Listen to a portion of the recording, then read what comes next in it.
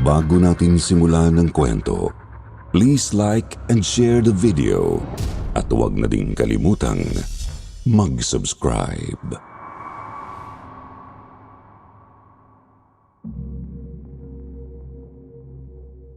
Minsan, kapag ang buhay ay tila isang seryosong paglalakbay na puno ng mga malalaking desisyon, hindi mo na lang maiwasang mapaisip na ang mga maliliit na hakbang ang nagbubukas ng mga pintuan sa mga pangyayaring maging tayo ay walang kontrol. Minsan, hindi mo rin alam kung anong klaseng adventure ang naghihintay sa'yo hanggang sa maranasan mo na ito mismo. Kaya ako, si Meryl, ay piniling harapin ang bawat pagsubok sa bawat pintuang bumukas na siyang naghubog kung sino ako ngayon. Magandang araw po sa inyong lahat, lalo na sa inyong tagapakinig, Sir Jupiter. Nito lang nang malaman kong sikat sa YouTube ngayon ang mga kwentong kababalaghan, kaya na may naisipan kong ibahagi ang aking karanasan noong 5 taon na ang nakakalipas. Nay, alis na ako. Iti-text kita agad sa oras na makita kami ni Tita Maria sa probinsya. Bago pa magpahabol ng kwentong aswang si nanay sa probinsya ay inunahan ko ng makalabas ng bahay. Simula kasi nang malaman niyang doon muna ako kay Tita Maria titira, ay aba naman at sunod-sunod ang kwento ng tungkol sa mga aswang. Lalo na sa mga tiktik at kapre na madalas daw sa probinsya. Magiging interesado sana ako kung unang beses ko lang yun mapapakinggan. Kaso baka magdugo na ang aking tenga kakaulit niya sa mga kwentong aswang sa probinsya. Habang nasa bus ako patungong probinsya, hindi ko maitatago ang kabang nararamdaman ko. Hindi ko alam kung ano ang aasahan, ngunit ang iisipin ko lang ay ang pagtulong ko sa Tita Maria na nag-iisa na lang sa kanyang sari-sari store matapos na umalis ang kanyang asawang si Tito Nonoy. Ang Tita Maria kasi ay buntis at hindi magandang maiwan siya mag-isa. Ayaw niya kasing kumuha ng kasambahay gawa ng wala siyang tiwala sa ibang tao. Nang makarating ako sa terminal ng Pangasinan, nakita ko si Tita Maria sa gitna ng mga tao. Magaan ang ngiti sa kanyang mukha. Meryl! Sigaw ni Tita Maria habang tinatanggap niya ako ng mainit na yakap. Tita Maria, kumusta po kayo? Tanong ko habang siya ay niyayakap. Sa kabila ng kanyang malaking tiyan, ramdam ko pa rin ang init at pagmamahal na dala niya. Ngayon mas mabuti na dahil nandito ka na. Salamat sa pagpunta. Sagot niya habang tumulong sa akin na ilabas ang mga bag mula sa bus. Tita, saan ba tayo kakain? Jollibee, McDo, Chowking. Pinagsasabi mo diyang bata ka. Umuwi na tayo. May adobo dun sa bahay. Ha? Puro nga adobo kinakain ni Nani dun sa Manila. Alam ko. Siyempre, hindi ka para i-spoil ko, no? Aba, tita. Baka gusto mong bumalik na ako ng Maynila. Ababa, Meryl. Baka gusto mong palayasin ng nanay mo. Ito naman si tita. Hindi na mabiro. Sabay yakap ko sa braso niya. Si Tita Maria ang nag-iisang kapatid ni nanay kaya na may mas close ako sa kanya. Kung minsan ay para kaming magtropa kung magturingan. Sobrang cool ng Tita Maria ko na to. Dahil sa totoo niyan, hindi rin niya kayang magseryoso ng matagal. Ang kalsada ay abala, puno ng mga vendor at mga mamimili nagmamadali. Nakaka-overwhelm, ngunit alam kong ang aking pagdating ay makakatulong sa kanya sa oras na ito. Nang makarating kami sa bahay ni Tita Maria, medyo maliit ngunit kumpleto. Agad akong tinulungan na mag-pack up at mag-set up ng sarili kong lugar sa isang maliit na kwarto sa likod ng bahay. Sa pangkalahatan, mukhang hindi pa rin nagbabago ang lugar mula noong huling pagbisita ko. Pero may mga bagong detalye, mga paglago sa paligid at mga kwento na tila hindi ko pa alam. Inanyayahan kami ni Tita Maria na magpunta sa kanyang tindahan habang kami ay naglalakad patungo sa dulo ng kanilang kalsada. Ang tindahan ay maliit pero puno ng mga paninda. Maraming mga produkto na nakaayos sa shelves, mga lata ng gatas, mga biskwit at kung ano-ano pang pangangailangan ng mga residente ng lugar. Habang naglalakad ako sa paligid ng tindahan, tinulungan ko si Tita Maria sa pag-aasikaso ng mga orders at pagsasaayos ng mga stock. Alam mo ba hindi na ako tinigilan ni nanay sa kwentong aswang dito sa probinsya. Huhulaan ko. Yung kapre yan, no? Ay naku, minsan na din akong narindi sa kanya. Anong narindi ka dyan? Halos dumugo ang tenga ko dun sa nanay mo. Kakaulit ng kwento niya. Ay naku, pero ikaw tita, naniniwala ka po ba na may aswang dito sa inyong probinsya? Ako? 50-50. Siguro kapag naranasan ko na mismo. O ako na mismo ang nakakita. Malamang doon maniniwala na ako. Sa bagay. O siya, tama ng pag-stock dito sa tindahan. Tara na't matulog para may lakas ka bukas sa first day of duty mo. Yes, ma'am. Kagaya ng sinabi ni Tita Maria ay pumasok na ako sa loob ng kwarto matapos na maghugas ng aking katawan. Grabe ang pagod. Nagising ako mula sa mahimbing na pagtulog nang may marinig akong tila ingay sa labas ng kwarto. Kaya na may unti-unti akong tumayo mula sa kama. Ipinipilit kong huwag gumawa ng ingay habang sinisilip ko ang paligid. Nag-aalala ako na baka may ibang tao na pumasok sa bahay kaya't ang una kong naisip ay ang kumuha ng sandata na malapit sa akin. Dahil hindi ko mahanap ang anumang pwedeng gamitin, nakuha ko ang isang paso na nakalagay malapit sa pinto ng kwarto. Sa parehong oras na sinubukan kong maglakad patungo sa sala, naririnig ko ang mga tunog na tila lalapit. Hindi ko alam kung matatakot o tatawa sa sitwasyon pero pinilit kong makalapit. Kumuha ako ng malalim na hinga at umabot sa pintuan ng sala. Binuksan ko ang pinto ng dahan-dahan at nakita ko ang isang madilim na anino na nasa kabila ng sala. Ang puso ko ay naglalagablab na parang drum habang iniiwasan kong mag-ingay. Muntik na akong mapatili ng matinding takot. Mumuntong hininga ako nang makita ang anino ng mas malinaw. Ang figure na yon ay tila may kulay ng kaguluhan. Nang lumapit ako ng mas malapit, nalaman kong ito ay isang pamilyar na anyo. Si Tita Maria pala. Nagmamadali siyang tumingin sa akin at nakita ko ang kanyang mapaglarong ngiti sa kabila ng dilim. Ay, Meryl, natakot ka ba? Sorry na. Hindi ko alam kung ikaw ba ay magigising o hindi. Tita, ano ba naman kasing ginagawa mo sa sala sa gitna ng gabi? Nakapatay pang ilaw. Diyos ko kata. Tanong ko habang ibinababa ang paso, nahihiya sa sariling reaksyon. Naghanap ako ng tinapay na naisip kong nakalimutan ko sa sala. Paliwanag niya habang sinisikap niyang halikan ang kanyang tiyan na naglalaman ng sanggol. Nakatulog ako sa sahig habang nag-iisip. At ikaw, akala ko may ibang pumasok sa bahay. Ang paso mo na yon, sigurado akong maghuhulog ka ng sandok kung hindi mo ako nakita. Ang mga nerbiyos ko ay naging halakak. Sana naman hindi mo ako tinagilid sa kwarto ko. Parang gusto ko nang magpalamon sa lupa sa ginawa kong paghawak sa paso. Abay, naambahan pa kita, tita. Mabuti na nga lang at naramdaman din kita sa aking likod na bata ka. Pagkatapos ng nakakatuwang eksena sa sala, bumalik ako sa aking kwarto. Pinilit kong kalimutan ang takot at nagpasya na magpahinga ulit. Tumagilid ako at naramdaman ng malakas na hampas ng hangin sa aking katawan.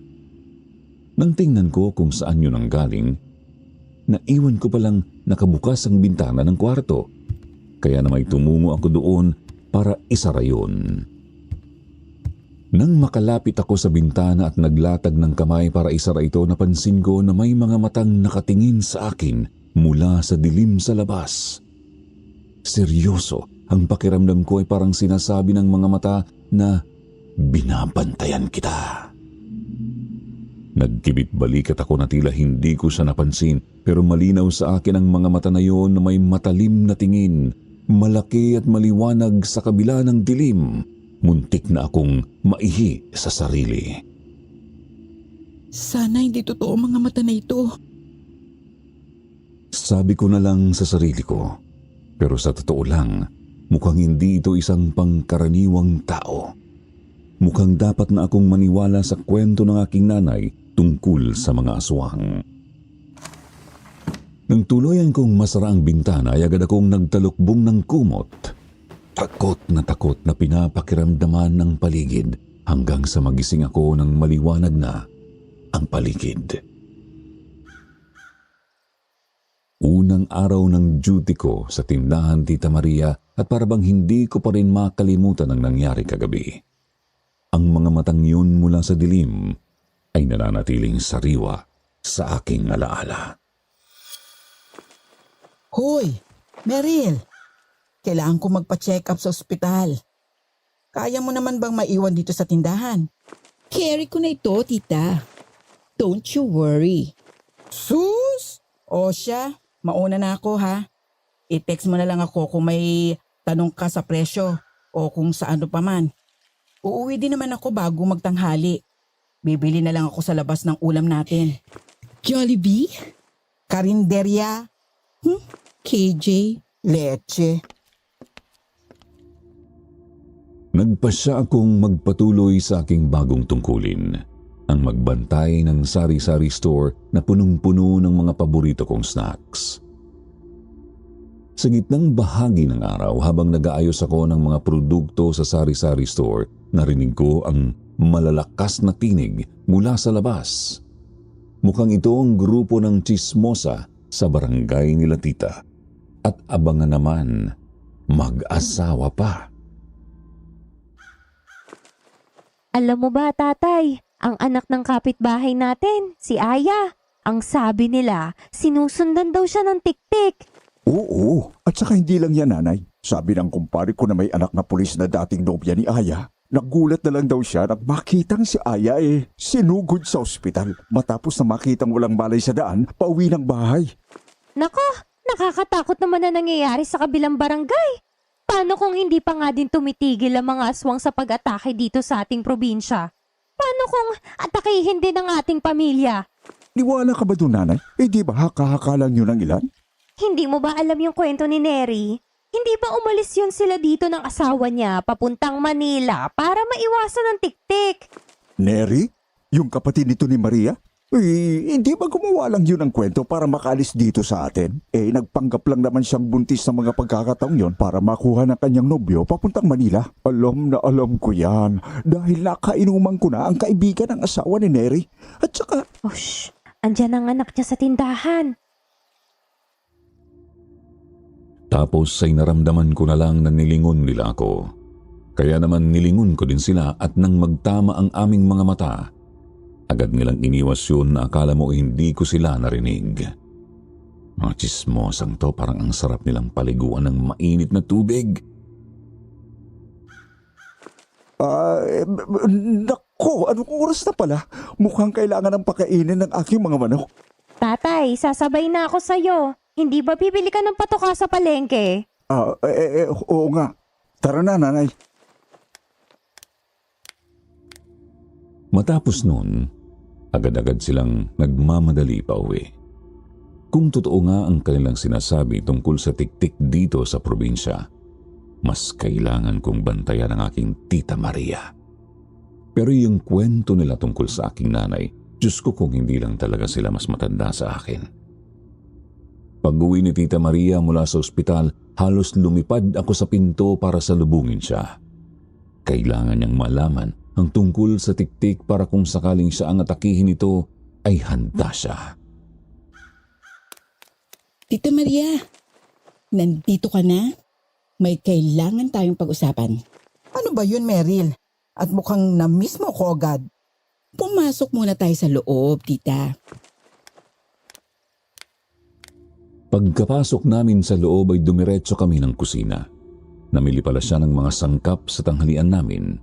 Sa bagay, maaga din kasi siyang nakauwi. O siya, ano ba yan sasabihin mo na taing-tae ka dyan? Kasi tita, narinig kong usapan ng mga tsismosa sa barangay. Ang dami nilang sinasabi tungkol sa tiktik na sumasama sa mga buntis. Tumingin siya sa akin ng may halong pagpipigil ng tawa. Aswang? Naku, Meryl, hindi mo naman kailangan mag-alala tungkol doon. Diba nga sabi ko sa'yo, hanggat hindi ko nakikita, hindi ako maniniwala. Tita naman, maigi na yung handa tayo. Paano kung totoong sinasabi nila? Paano kung hindi?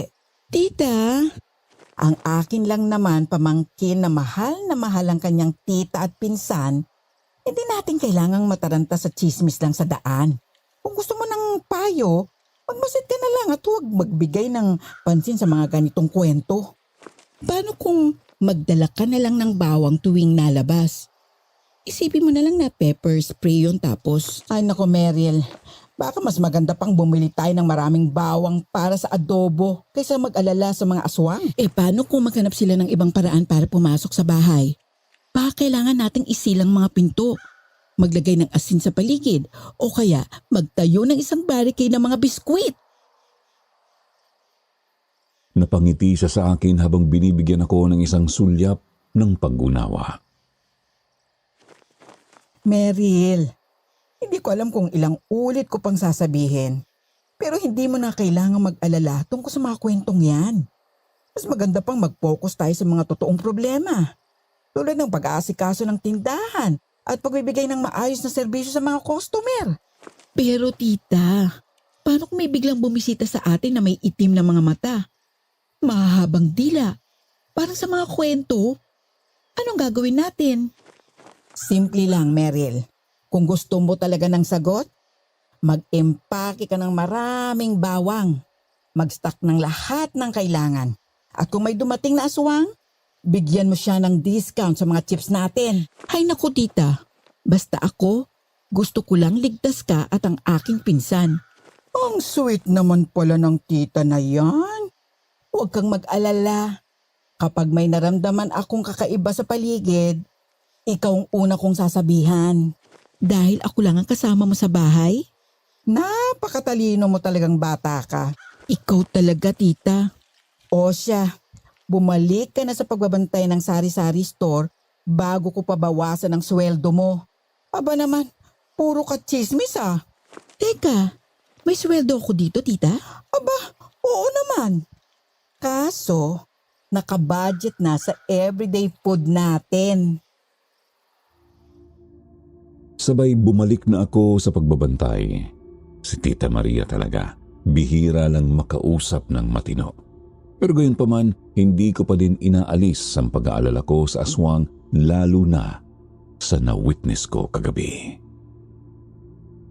Kinabukasan, nagising ako ng maaga para sa aking bagong routine, ang magtapon ng basura. 4:00 pa lang ng madaling araw.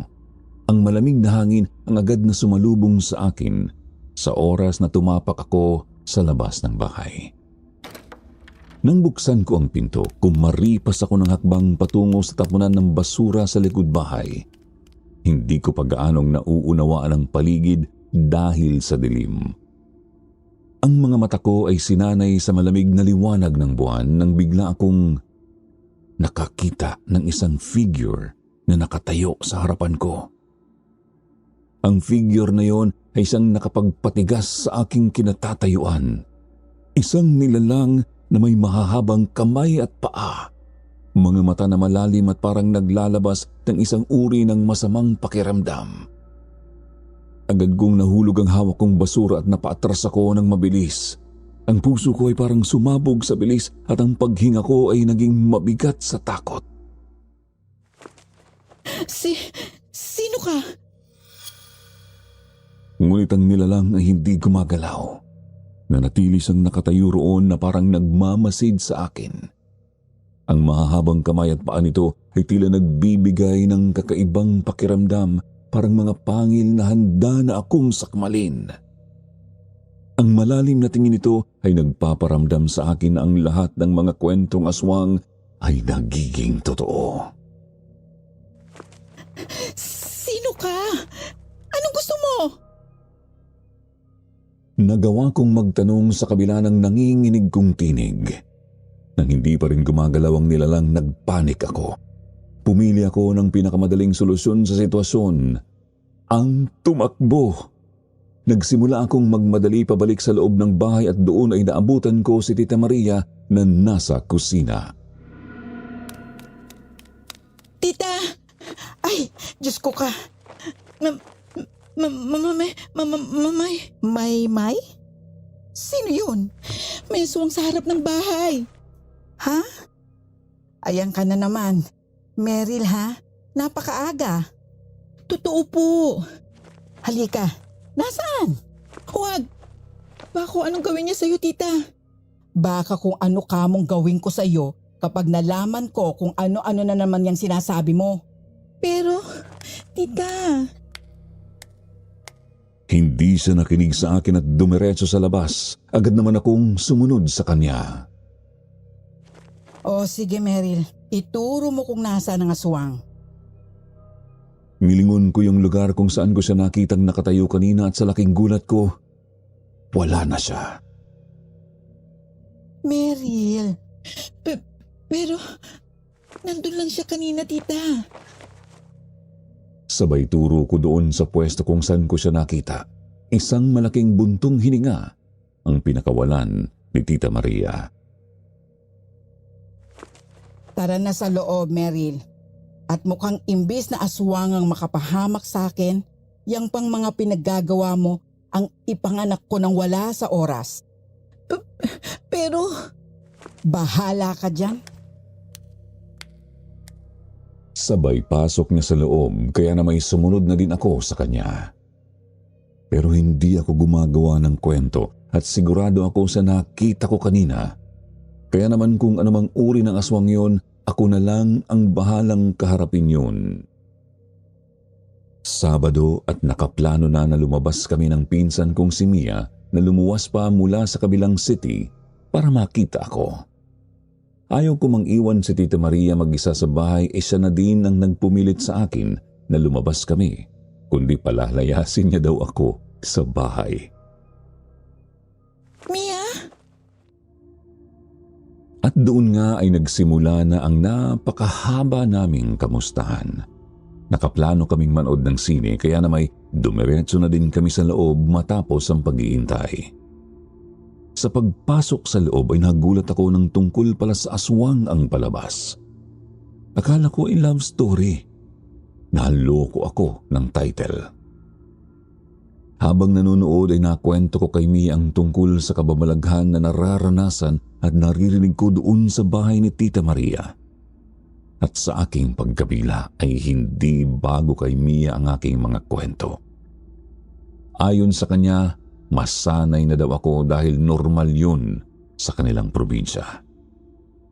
Wala na lang akong nasagot sa kanya pabalik. Paano kung yung tinuturing nilang aswang isa ding ikakapahamak ng isang buhay? Naghiwalay kami nang magpaalam siya na kailangan niyang puntahan ang jowa niya. Wala naman akong magagawa dahil mukhang mas gusto niyang puntahan yung jowa niya, kaya na may nagpaiwan na lang ako sa mall. Matagal din akong di nakapunta sa mall kaya na may nag-ikot-ikot muna ako doon. Hanggang sa nagulat na lang ko dahil nang tingnan ko ang oras, 8:00 na pala ng gabi. Agad-agad akong sumakay ng jeep pauwi. Tinawagan ko si tita, naninigurado lang na safe pa siya. Oh, Meryl. Kumusta, tita? Okay ka lang diyan? Ikaw kamo ang kumusta? Pauwi ka na ba? Opo, tita, hindi ko na malayan ang oras at 8:00 na pala. Di ba? Aayaw-ayaw ka pa dyan ng labas. May enjoy mo din naman pala. O siya, mag-ingat ka pa uwi at hindi ko na muna ilalak ang pinto. Nagsara na ako ng tindahan at nakahanda na din ang hapunan mo dito sa lamesa. Hindi ba pwedeng ilak mo ang pinto, tita? Hindi, Maria. Dahil unang-una sa lahat, wala kang susi. At pangalawa, mukhang sisimulan mo na naman ang kwentong aswang mo. Mamaya na lang. Tita, bababa na ako ng jeep. Bye. Manong, para po. Pagbaba ko ng jeep ay agad akong tumungo sa terminal ng tricycle. Pero sa aking pagtataka, wala nang namamasada. Tiningnan ko ang oras at mag-aalas 9 pa lang naman. Normally, mga alas 11 nawawalan ng masasakyan dito sa amin. Napansin kong may text si tita kaya agad kong binuksan yun. Kaya naman pala walang masakyan. Ayon sa kanya, may strike daw ang mga driver sa bayan laban sa pamasahe. Wala na akong nagawa kundi ang maglakad. 20 minutos lang din naman ang itatagal kung lalakarin. Habang naglalakad ako pauwi, napagpasyahan kong dumaan sa tabi ng bukirin para iwasan ang madilim na kalsadang mas lalo pang nagpapalala sa aking kaba. Ngunit bago pa ako makalayo, isang malakas na sigaw ng babae ang tumino sa aking pandinig. Pakiramdam ko ay kailangan ng tulong ng boses na aking narinig, kaya naman hindi ko na napigilan pa ang sarili ko na lapitan ang pinanggagalingan ng boses na yon. Dahan-dahan akong lumapit sa kaluskos ng mga dahon. Ang mga dahon ay parang naglalaban sa hangin na parang mas tumataas ang tensyon sa bawat hakbang ko. Ang tibok ng puso ko ay parang sumasabay sa tunog ng mga dahon. Nag-ambahan ako ng kamay. Kunwari ay handa na akong maglabas ng malaking tabak kung kinakailangan. Ang isip ko ay abala sa mga kwento ng mga aswang at kung paano ako aaksyon kapag may nakita akong masamang nilalang. Sa wakas natanaw ko ang mga anino sa gitna ng bukirin. Paglingon ko nakita ko ang 2 tao sa bukirin. Ang kanilang mga mata ay nagkakatinginan ng nagtatawanan. Naku po, akala ko may nangyayari. Ang lakas ng sigaw nyo. Nagulantang sila sa akin. Magjowa lang pala na naghaharutan sa bukirin. Sino ka? Bakit ka na dito? Ano kamong ginagawa nyo dito? At may pasigaw pa akong naririnig. Sinabi ba namin lumapit ka? Tsaka ano ba yung hawak mo at nakaambag pa sa amin? Ha? Diyos ko. Sa galit ko ay hindi na ako nakapagsalita at iniwan na lang sila doon sa bukid. Nakakainis, sayang sa energy. Tumuloy na akong maglakad, pauwi. Pero nang tuluyan akong makalayo sa magnobyo ay nagtaasan ang aking balahibo. Pakiramdam ko ay parang may sumusunod sa akin. Ang bawat yapak na naririnig ko ay tila bumubulong na, tingnan ko, may aswang sa likod ko. Na parang hindi ko na alam kung sasabihin kong ang mga yapak ay mula sa isang tunay na nilalang o mula sa paranoia ko. Huminto ako sa gitna ng kalsada. Sinusubukang magpasya kung paano ko tatakasan ang posibleng panganib. Ang mga yapak sa likod ko ay tumigil din. Ang tibok ng puso ko ay tila nagiging malakas na tunog ng drum sa kalabog. Medyo may kalamigan na ang hangin at napapansin kong para mas lumalapit pa ang takot sa akin. Nang dahan-dahan kong tinutok ang kamay ko sa pintuan, bigla na lang may humawak sa braso ko para akong nastanggan na naglakad sa isang walang katapusang tunnel ng takot. Nilingon ko ang kamay na humawak sa akin at halos hindi ko na malaman kung paano ko haharapin ang anino ng dilim sa likod ko. Ang kamay na yun May mahahabang kuko na tila inilabas mula sa pelikula ng horror ay kulay itim at may mga ugat na parang naglalaban sa kanyang sariling balat.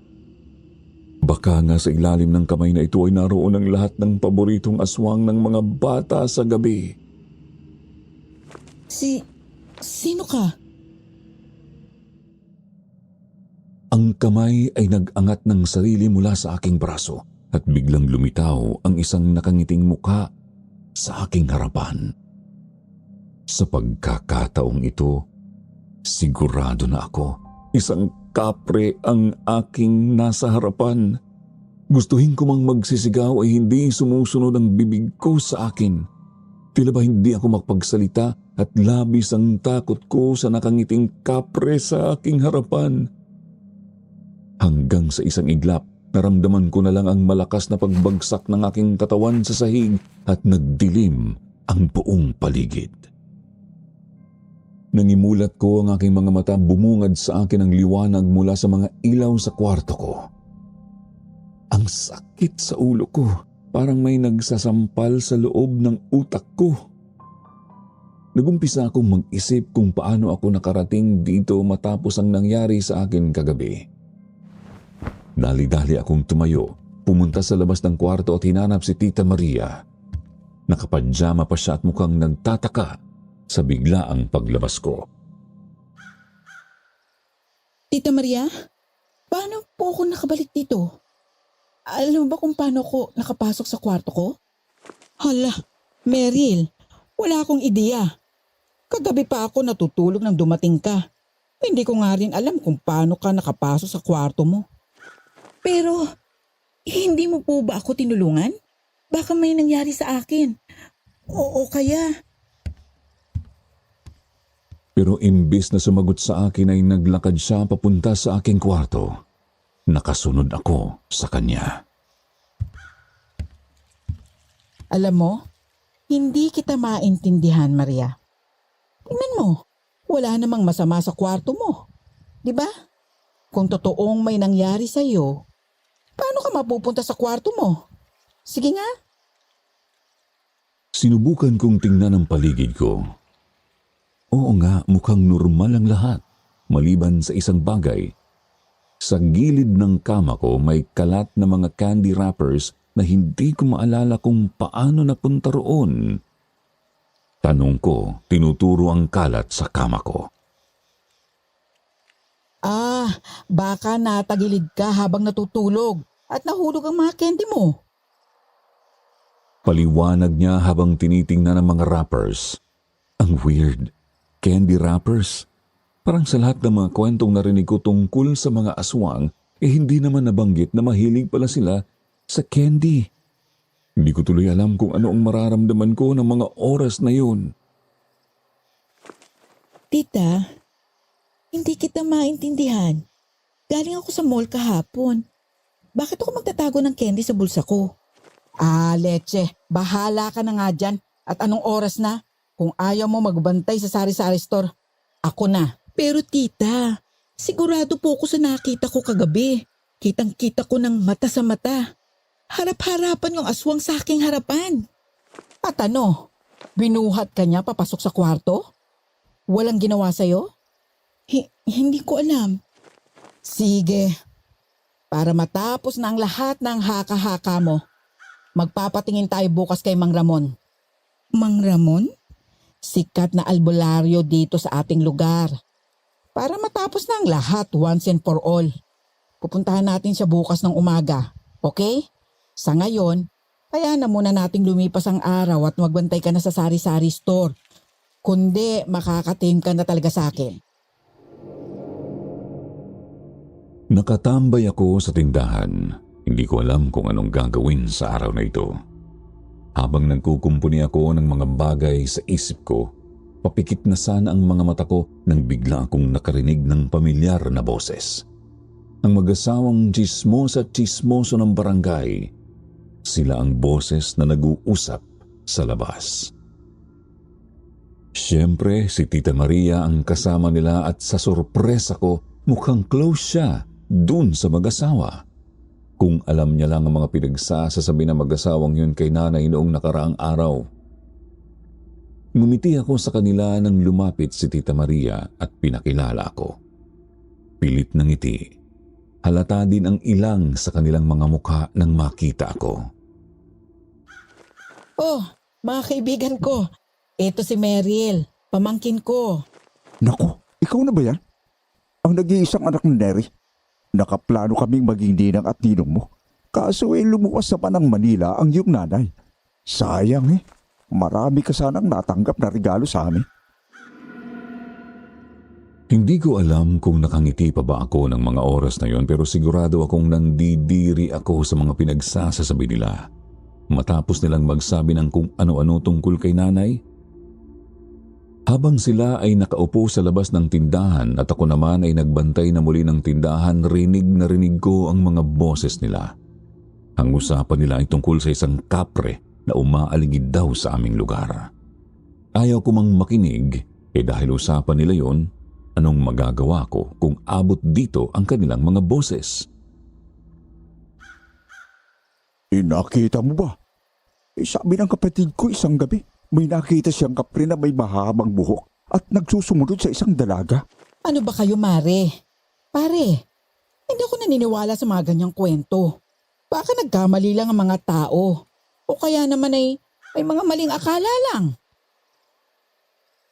Habang nakikinig ako sa usapan nila sa labas ay napabalikwas naman ako ng may sumulpot na lalaki sa aking harapan. Customer pala. Ano po yun? Sigarilyo at candy ang sinabi niya.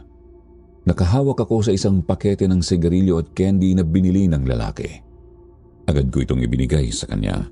Pero ang utak ko ay hindi mapakali dahil naririnig ko pa rin ang tsismisan ng mga tsismosa kasama si Tita Maria. Ang pakiramdam ko, parang gusto kong magsalita sa kanila pero dapat ko ring bigyan ng pansin ang customer.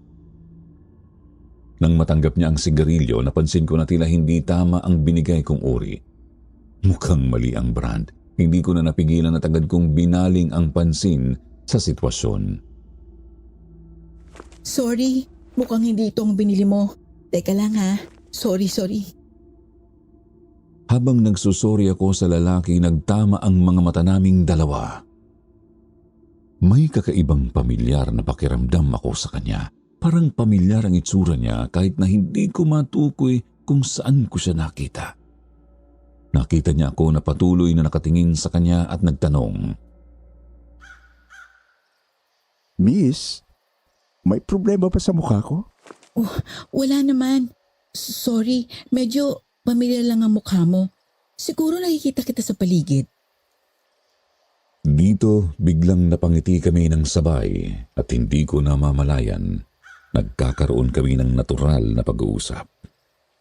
Lumipas ang oras at nakwento ko na sa kanya na bagong salta ako dito sa probinsya. Napagalamang kong Den ang pangalan niya at kaidaran ko lang siya. So Meryl, sabi mo bagong dating ka dito. Dapat mo talagang subukan ang mga pagkain dito sa probinsya. Marami kaming masarap na putahe na tiyak na magugustuhan mo. Ah, talaga? Anong mga pagkain ang dapat kong tikman? Hindi ko pa nga pala nasasabi sa kanya na taga dito talaga ang aming pamilya at dati na akong pumupunta dito sa probinsya. Nagpatuloy siya sa pagkwento ng mga local delicacies, mga putahing natikman ko na at mga lugar na dapat bisitahin. Ang saya ko na parang ang gaan ng loob ko sa kanya at tila smooth lang ang daloy ng pag-uusap namin. Ngunit biglang naputol ang kwentuhan nang tanungin niya ako na siyang nagpatigil sa akin. Ay Meryl, nakauwi ka ba ng maayos kagabi? Ha? Anong ibig mong sabihin? Paano mo nalaman? Si Tia Maria lang naman ang nakakaalam na umalis ako ng bahay. Kitang-kita ko na tila napatigil din siya sa aking sinabi. Nakakapagtaka, pero nang tingnan ko siyang muli, pinilit niyang ngumiti sa akin. Ano ka ba? Ang weird ba ng tanong ko? Kasi nakita kita kahapon sa mall. Baka naisip mo lang nakilala mo ako dahil madalas kong bumibili sa tindahan ni Tita Maria. Ah, ganun ba? Yun na lang ang nasagot ko sa kanya. Nako, binuksan ko na yung sigarilyo, hindi ko pa pala nababayaran. Eto, o siya, mauna na ako ha. Sa susunod na pagkikita. Sabi niya na tila nagmamadaling umalis. Sa kinikilos niya, hindi ko maiwasang mag-isip kung sino siya talaga. Ang pakiramdam ko parang may koneksyon kami kahit na hindi pa kami magkakilala ng mabuti. Kinagabihan, nag-request ako kay Tita Maria na tabi kaming matulog sa kwarto ko.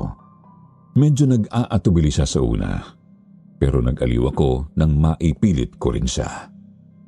Ang pakiramdam ko kasi hindi na ako safe sa kwarto ko mag-isa. Maraming bagay ang naglalaro sa isip ko mula kagabi at hindi ko na kayang matulog muna doon. No, Tita Maria. Hindi ako mapapakalma kung mag-isa ako. Sabi ko habang hinihila ang kumot para maging medyo convincing. Pakiramdam ko, may masama na talagang nangyayari. Tantanan mo nga ako, Meryl. Sinabi ko naman sa'yo na pupunta na tayo sa albularyo bukas. Bukas pa yun eh. Ewan ko sa'yo. Baka impression mo lang yan sa mga kwentong naririnig mo. Hindi ko na alam. Lahat na lang yata. Parang totoong totoo. Saka gusto ko lang namang makasigurado. Hindi ba't hindi mo din gustong ako'y masaktan? Ang drama! Sabay nagtawanan na lang kaming dalawa. Nang mag-umpisa na kaming mag-usap ng masinsinan, tinanong ko si Tita Maria tungkol sa mga aswang na sinasabi ko. Tita, paano kung sabihin ng albularyo bukas na totoong aswang? Anong gagawin natin? Alam mo, Meryl, maraming taong nag-iisip ng mga ganitong bagay dahil sa takot. Pero hindi mo dapat agad-agad paniwalaan. Baka ilusyon mo lang yan o mga kwentong pinalalaki ng iba.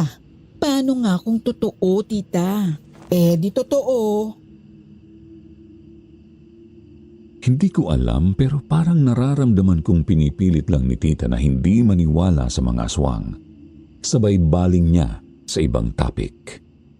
Habang nag-uusap kami, napansin naming mag-aalas 12 na pala ng gabi. Ay, feeling ko, kailangan na nating magpahinga. Ikaw kasi, napakadaldal mo. Ako pa talaga, tita ha? Ikaw tong nakwento ng buong love life mo sa akin. Tanong ka kasi ng tanong eh. Sagot ka po kasi ng sagot eh. Aba, nasagot ka pa. Good night, tita. Love you. Sabay talikod ko sa kanya. Magkatabi kasi kami sa kama niya na napakalaki. Pinikit ko ang aking mga mata at sumubok na makatulog.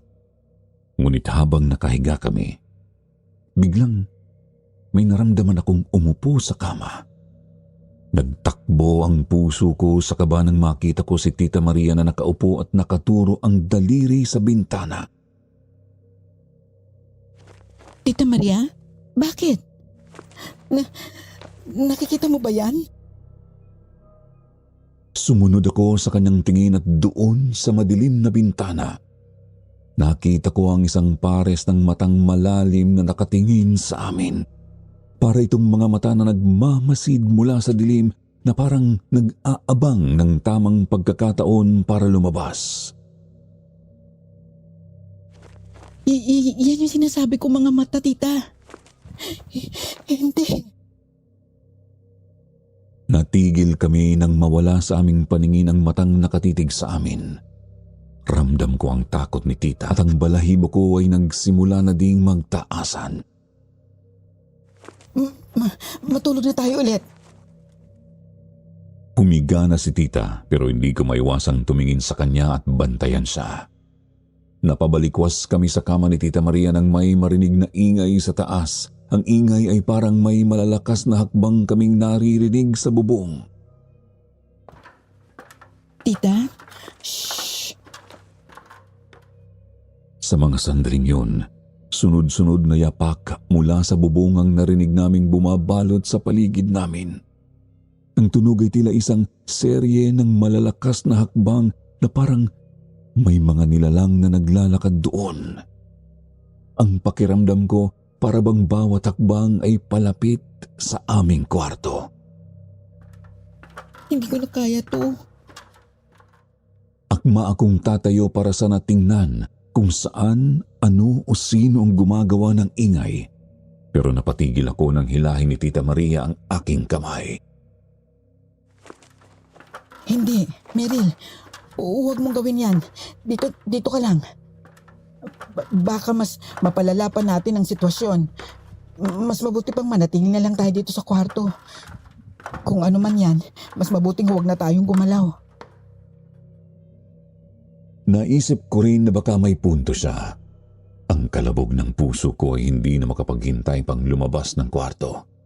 Nakatuon na lang kami sa bintana. Sinusubukang makita kung ano ang nangyayari sa labas. Ang ingay ng mga yapak ay patuloy na rumirinig. Ngunit hindi namin makita kung ano ang pinagmumulan. Tita, ano bang gagawin natin? Hahayaan na lang natin na paglaruan tayo ng aswang na yan? Basta't manatili tayong tahimik. Huwag ka magpanik. Kung may mangyayari man, ako nang bahala. Ngunit bago pa kami makapagdesisyon kung ano ang gagawin, biglang huminto ang mga yapak. Ang katahimikan ay pumalit sa ingay. Parang may nangyaring biglaang pagbabago sa sitwasyon. Ilang minuto din kaming nagmasid ni Tita hanggang sa tuluyan kaming makasigurado na wala na ang nilalang na gumambala sa aming gabi.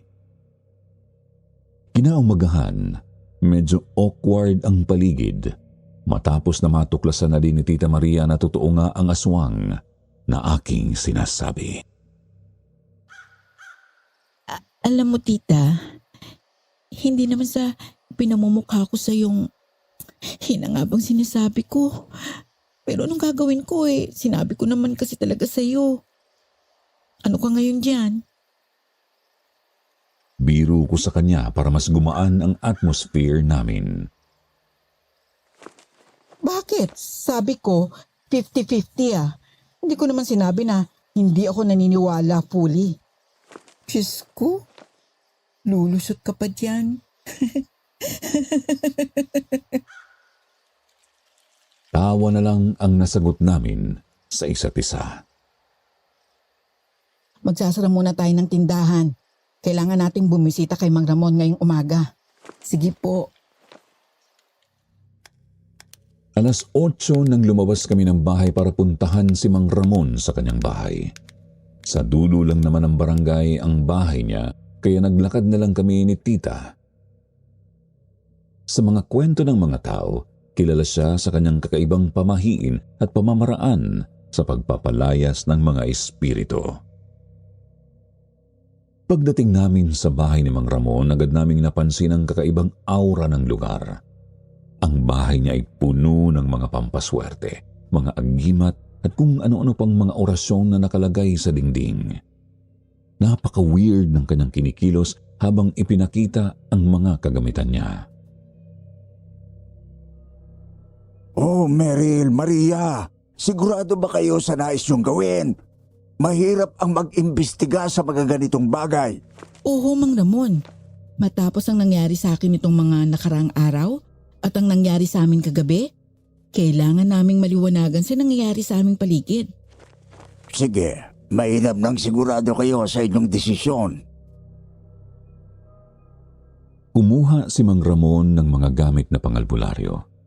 Isang santo na hindi ko pa nakikita. Palanggana na may tubig at mga itim na kandila. Isa-isa niyang inilatag ang mga ito sa paligid ng kwarto habang patuloy na nagbubulong ng mga orasyon. Para sa isang simpleng albularyo, napakaseryoso ng kanyang pagkilos at medyo nakakatuwang panoorin.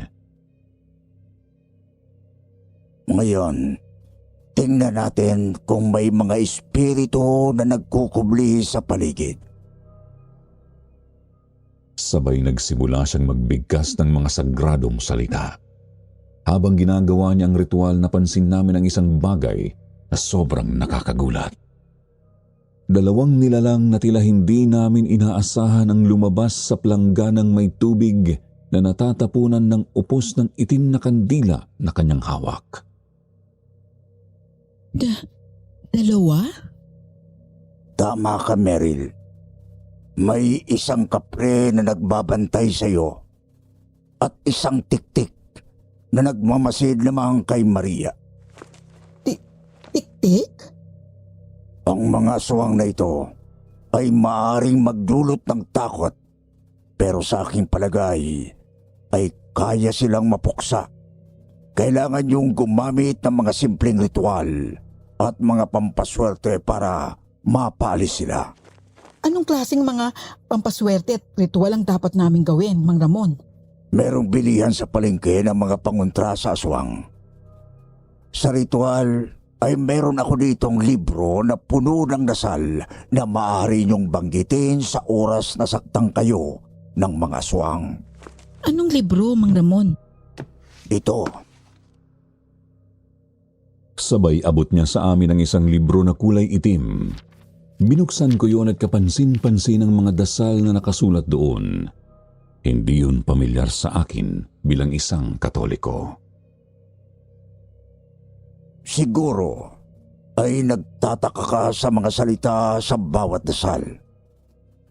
Pero maniwala ka sa akin, yan ay mabisang pangontra sa aswang. Hindi. Maraming salamat sa tulong nyo, Mang Ramon. Sa ngayon ay kailangan na po naming umalis para makabili ng mga pangontra aswang sa palengke. Walang anuman mga iya. Sige at humayo na kayo. At ang inyong pinagdadala, alagaan mo siyang mabuti. Sabay tingin ni Mang Ramon sa tiyan ni Tita Maria. Hindi maalis ang tingin niya doon. Mauna na po kami. Ayon kay Tita, kagaya ng payo ni Mang Ramon ay dumiretso kami ni Tita sa palengke. Mayroong pwesto doon sa dulo na nagtitinda ng mga pangontra aswang. May buntot pagi, asin na may bawang at holy water. Siguro naapektuhan ng malala si Tita Maria dahil lahat na yata ng uri ng pangontra ng aswang, binili niya na. Tita, tama na yan. Tara na. Sa tingin mo, okay na to? Sa dami ba naman yan, Tita? Opo, okay na yan. Tara na't umuwi. Bawal ka pong mapagod. Sige, tara na. Kinabukasan, nagising ako sa isang malakas na palahon na tila nagmumula sa sala. Ang tunog ay sobrang nakakagulat na agad akong bumangon mula sa kama at mabilis na lumabas ng kwarto. Nang umabot ako sa sala, nakita ko si Tita Maria na nakayuko, hawak ang kanyang tiyan at mukhang nahihirapan. Ang kanyang mukha ay puno ng pag-aalala at halatang hindi sa makakilos ng maayos. Tita Maria, anong nangyayari? Meryl, tulungan mo ko. Tawagin mo si Nay Rosa, ang midwife natin. Hindi ko na kaya. Sige po, Tita Maria, tatawag ako sa kanya. Hintayin mo kami. Matapos nun ay kumaripas ako ng takbo palabas. Habang tumatakbo ako papunta sa bahay ni Nay Rosa, sinusubukan kong kontrolin ang takot ko. Napakabilis ng tibok ng puso ko habang dumaan ako sa makipot na daan. Tumaas ang alikabok mula sa lupa sa bawat hakbang. Pagdating ko sa bahay ni Nay Rosa, agad akong kumatok sa kanilang pintuan. Nay Rosa? Nay Rosa? Kailangan po namin ng tulong. Si Tita Maria, mukhang hindi maganda ang pakiramdam. Ano bang nangyari? Si Tita Maria, nasa bahay po namin. Nahihirapan siya. Mukhang kailangan niya ng medikal na tulong. Eka lang. Dali-daling kumuha ng ilang gamit na kakailanganin sa kanyang medical kit si Nay Rosa. Agad kaming bumalik sa bahay ni Tita Maria. Pagdating namin, nakita namin si Tita Maria nakahiga sa sofa, mukhang sobrang pagod at iniinda pa din ang sakit. Nay Rosa, nandito na po kayo. Iha, ipakita mo sa akin kung saan ang nararamdaman mo. Si Tita Maria ay nahihirapan ngunit nagawa niyang ipakita ang kanyang tiyan kay Nay Rosa. Habang tinitingnan ni Nay Rosa ang kanyang kondisyon, ako naman ay nananatiling nakatingin sa kanila. Nag-aalala. Ano pong nangyayari, Nay Rosa? Ay, medyo mahirap sabihin agad. Pero mukhang may problema sa kanyang tiyan. Baka may problema sa digestion o kung ano man ang dahilan. Teka lang, susuruin ko pa muna. Makalipas ang ilang minuto, nagbigay si Nay Rosa ng ilang gamot at mga payo kay Tita Maria. May pinahid din siyang gamot sa tiyan ni Tita at naglagay din ng towel sa kanyang paa na nanlalamig. Kailangan mo munang magpahinga. Tita Maria, kumuha ng ilang tubig at mag-relax ka. Baka kailangan mo rin ng isang uri ng pagkain na magpapalakas sa iyo. Kamusta na ang pakiramdam mo? Okay na po ako, Nay Rosa. Kumpara kanina. Maigi naman. Nilagyan ko ng pampahilab ang iyong tiyan. Pero hindi din yan magtatagal. Bilhin niyo na yung mga gamot na sinabi ko kanina para maiwasan ulit ang ganitong pangyayari. Ano pong nangyayari? Nay Rosa, kumusta pong baby? Marahil ay masyadong napagod ang iyong Tita Maria. O hindi kumakain ng masustansya. Maaari ding hindi siya kumakain sa tamang oras. Kaya Maria, kailangan mo mas maging maselan sa iyong pagkain at kinikilos para kay baby. Nay Rosa, kumusta pong anak ko? Hindi pa tayo sigurado pero may posibilidad na lumabas siya agad ng wala pang 9 na buwan. Pwede siyang maging premature baby kung hindi mo itutuwid ang mga kinakain at kinikilos mo, Maria. Ganun po ba? Oo, Iha. O siya, Meryl, bilhin mo ang mga gamot aking sinabi. At magpahinga ka muna, Maria. Ako'y mauuna na. Tita, kumusta na po? Medyo humupa na ang sakit. Minsan, sobrang stress din ang nagiging sanhi ng mga ganitong pakiramdam. Dahil po ba sa mga nangyari nitong mga nakarang araw? Oo, pero huwag kang mag-alala.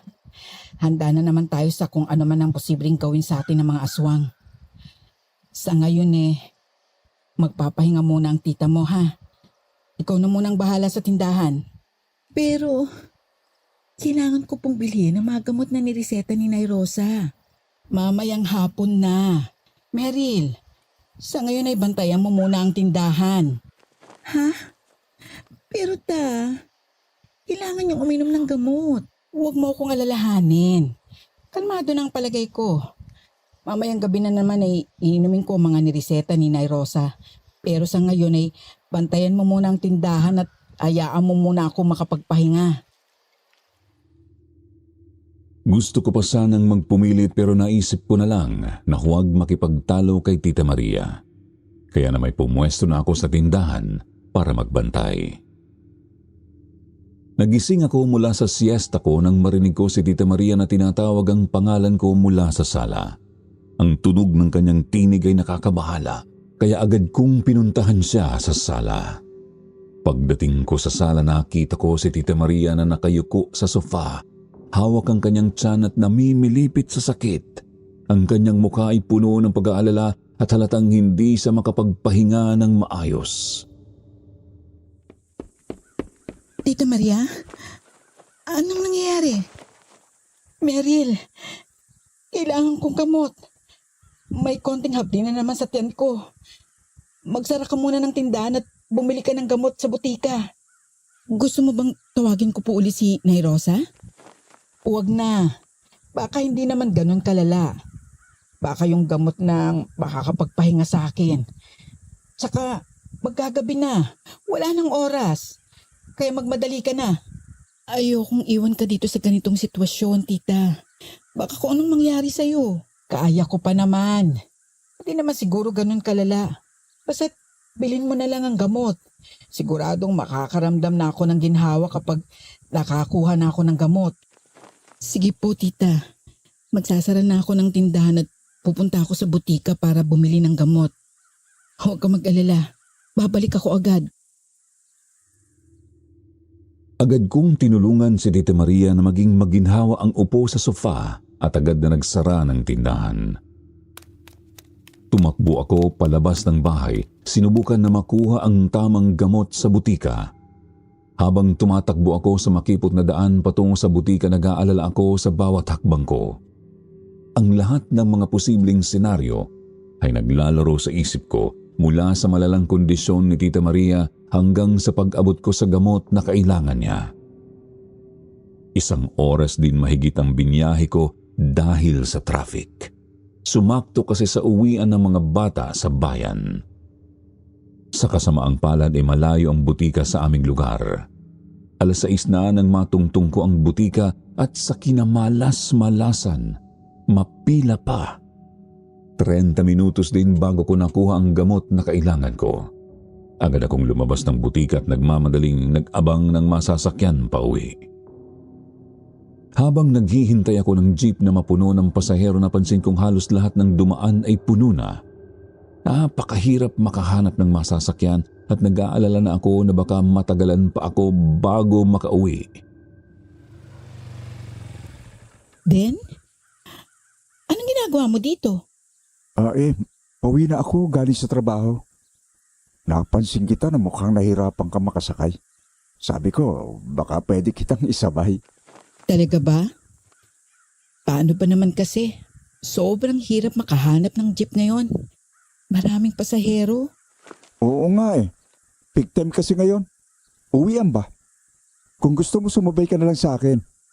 Baka mas mapadali natin ang pag-uwi mo. Nakita kong safe naman dahil may extra siyang helmet, kaya agad kong naisip na may pagkakataon na akong makauwi ng mas madali. Ngunit sa likod ng aking isipan, muling bumalik ang huling pagkakataon na nakita ko siya.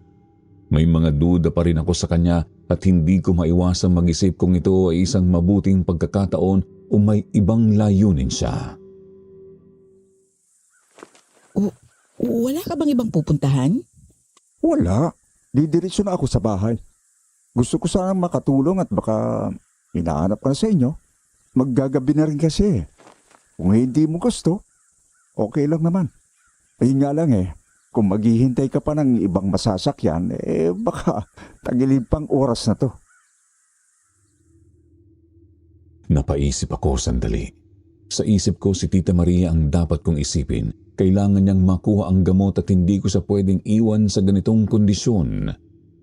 Muling tumingin ako kay Den at sa helmet na hawak niya. Akin na nga yung helmet mo. At tara na. Mas mabuti na ito kaysa maghintay pa ng matagal ng jeep. Naglagay ako ng helmet at sumakay sa likuran ng motor ni Den. Nagmaneho siya ng maingat at habang naglalakbay kami, nagkaroon ako ng pagkakataon na pagmasdan ang paligid.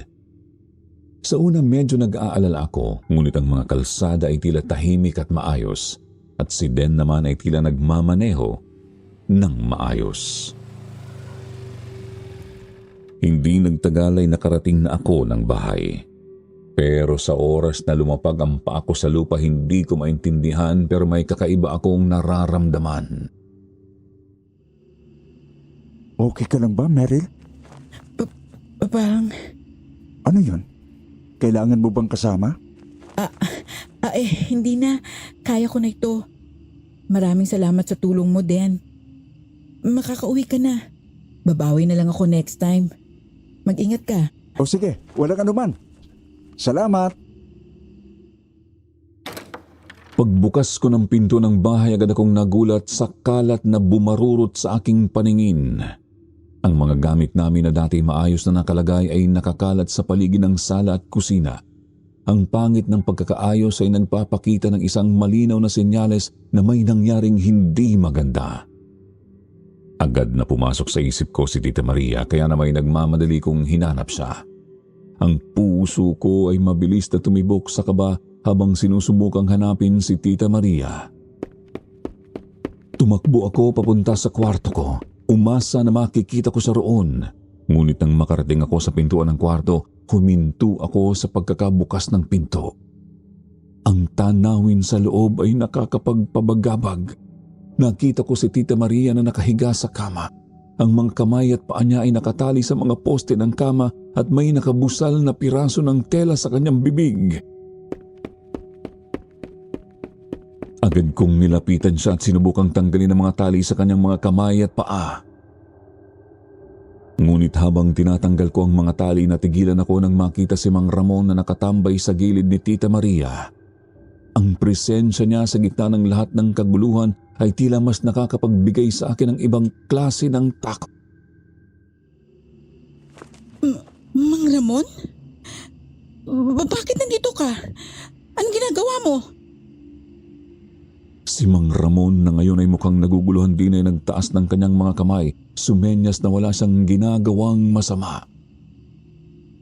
Meryl, hindi ito kung ano ang iniisip mo. May nangyaring hindi ko inaasahan. Naglakad siya patungo sa akin. Ang kanyang mukha ay seryoso. Nakikita mo, Meryl, may mga nangyari na hindi ko kontrolado.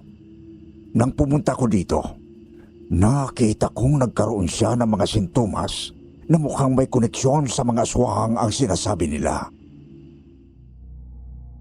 Hindi ko siya maintindihan. Magulo sa akin ang nangyayari sa paligid. Ang mga mata ko ay naglalakbay sa paligid ng kwarto para sa anumang palatandaan ng posibleng mangyari, hanggang sa magtama ang mata namin ni Tita Maria. At patuloy ang kanyang pag-iling. Mukhang may nais siyang sabihin, kaya na may akma ko sanang tatanggalin ang busal sa kanyang bibig nang maramdaman ko ang mga kamay na pumigil sa akin, si Mang Ramon. Habang tinatanggal ko ang huling tali kay Tita Maria, biglang naramdaman ko ang malamig na simoy ng hangin sa paligid. Naramdaman kong nagbago ang aura sa kwarto at napansin kong ang mga mata ni Mang Ramon ay nagsimulang magbago. Ang tingin niya sa akin ay puno ng galit at puot. Nakakakilabot ang ekspresyon niya, tila may kakaibang nangyayari. Biglang nagbago ang anyo ni Mang Ramon. Ang kanyang mga kamay at binti ay humaba. Ang balat niya ay nag-itim at nagkaroon ng mga ugat na parang masamang senyales. Ang mga tenga niya ay humaba ng sobra at bigla na lang lumabas ang kanyang mga pangil. Ang dila niya ay napakahaba at humigit pa ito sa normal na haba. Diyos ko, Mang Ramon? Isa ka palang tik-tik? Ngumisi siya ng malapad. Ang mga pangil niya ay lumalabas mula sa kanyang bibig. Tama ka, Meryl. Ang boses niya ay tila nanggagaling sa ibang mundo. Hindi ako si Mang Ramon. Isa akong tik-tik at nakatago ako sa ilalim ng maskara ng isang albularyo.